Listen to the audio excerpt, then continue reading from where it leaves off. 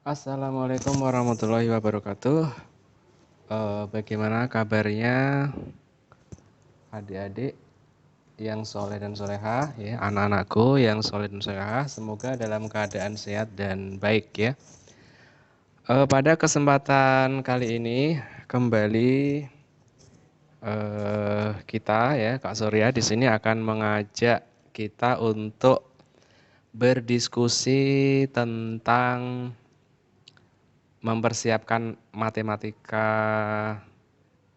prediksi UTBK 2020 ya. Jadi kita diskusi saja. Jadi kita sambil mengingat kembali konsep-konsep matematika ya. Jadi dengan kita berdiskusi maka kita harapkan kita bisa menjadi lebih paham lagi ya, mengingat lagi ya.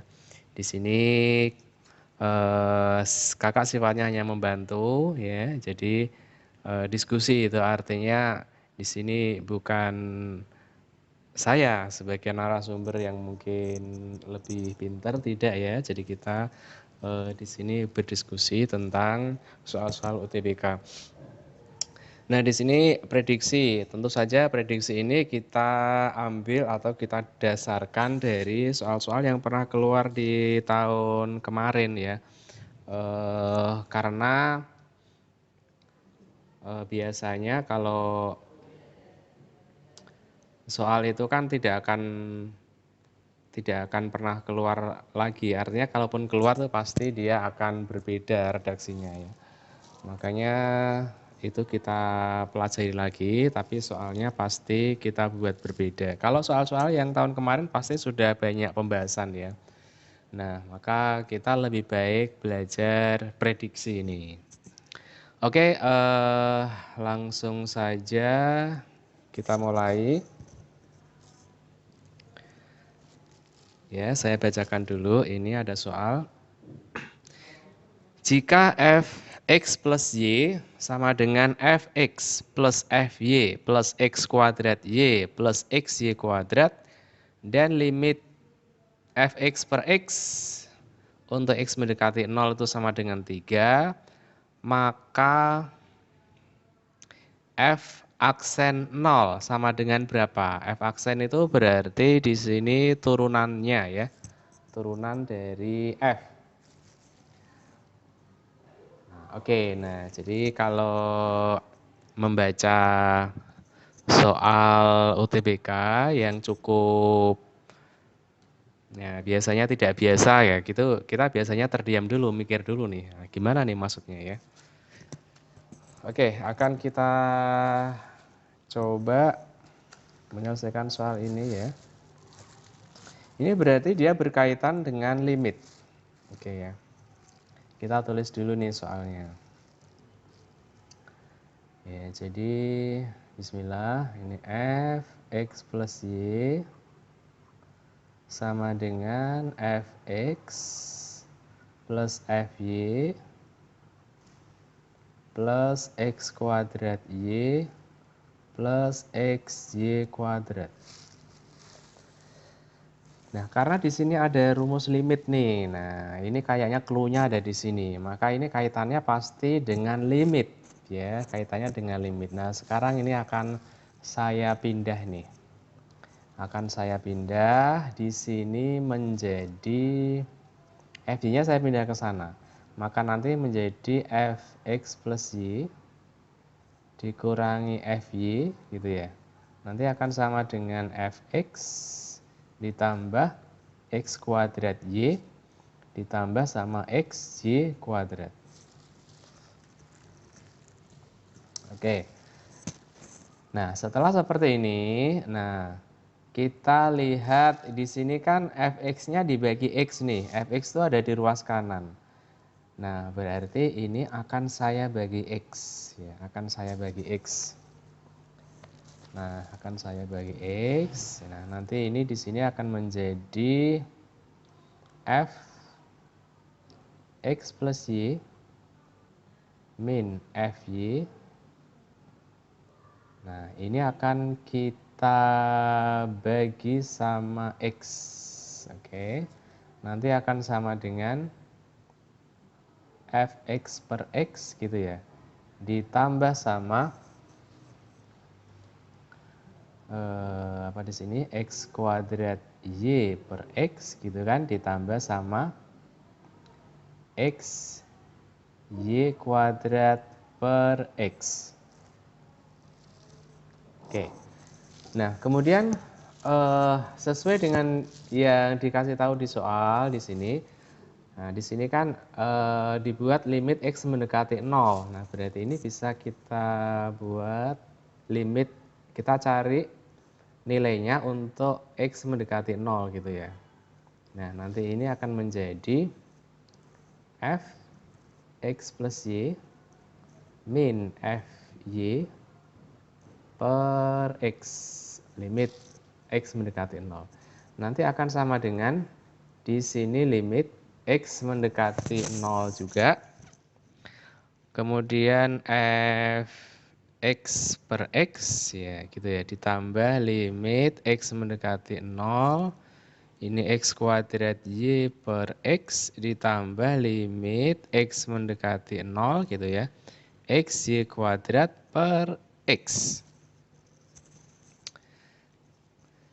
Nah, setelah terjadi bentuk seperti ini, setelah kita temukan bentuk seperti ini, nah kita ingat lagi nih konsep limit dan turunan.